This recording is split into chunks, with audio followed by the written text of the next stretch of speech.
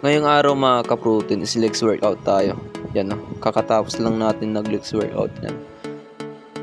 Nag-warm up muna pala ako bago ako magbuhat ng mabibigat. So ayan yung warm up natin mga ka-protein, step lunge. Hindi tayo nakakapag-upload na karang araw mga ka-protein, so parang 3 days ata. Dahil inuubo ako tapos sinisipon mga ka-protein. Tapos hanggang ngayon nga is iba pa rin yung boses ko. Ngayon is inuubo pa rin ako mga ka-protein. Tapos ito pala yung ginawa ko mga ka-protein. Unang ko. Bali pagkatapos kong nag-warm up mga ka-protein is yan yung ginawa ko. Step lunge pa rin. Pero ayan, nagbuhat naman tayo ng barbell. Bali ang ginawa natin dun sa step lunge is 4 sets tapos 15 repetition. Tapos ito naman yung sinunod ko mga ka-protein, nag-squats ako.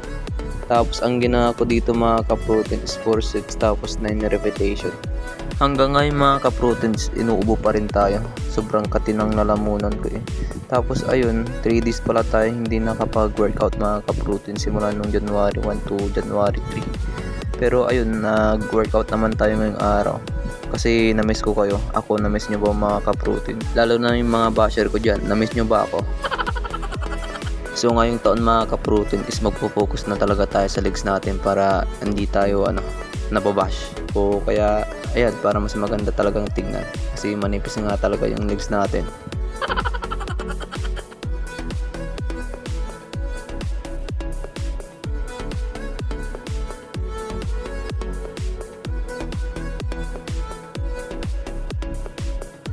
At nung pagkatapos kong nag-squat, ito naman yung sinunod ko mga ka-protein, yung hamstring natin. Winner out ko din. Bali ang ginawa ko dito mga ka-protein is 4 sets tapos 12 repetition.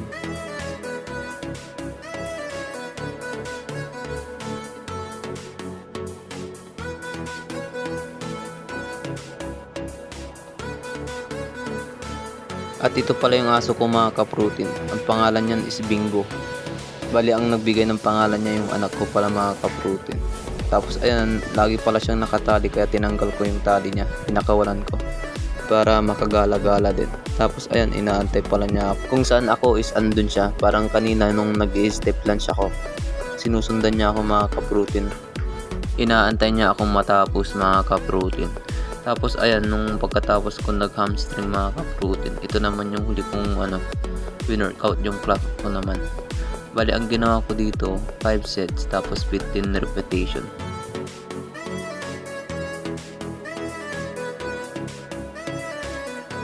At nung pagkatapos kong nag-workout mga ka-protein, nagpalit na pala ako ng damit ko kasi basang-basa na.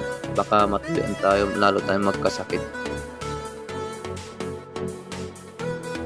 At nung pagkatapos kong nagdamit, nagluto pala ako ng manok mga ka-protein para sa natin, post-workout meal natin mga ka-protein. Ayan, binudbudan ko lang ng asin tapos paminta. Tapos niluto ko na sa air fryer mga ka-protein. At ito luto na mga ka-protein. Yan sarap niyan mga ka-protein. Tapos may sausawan pala tayong toyo. Tara, sibog muna mga ka-protein.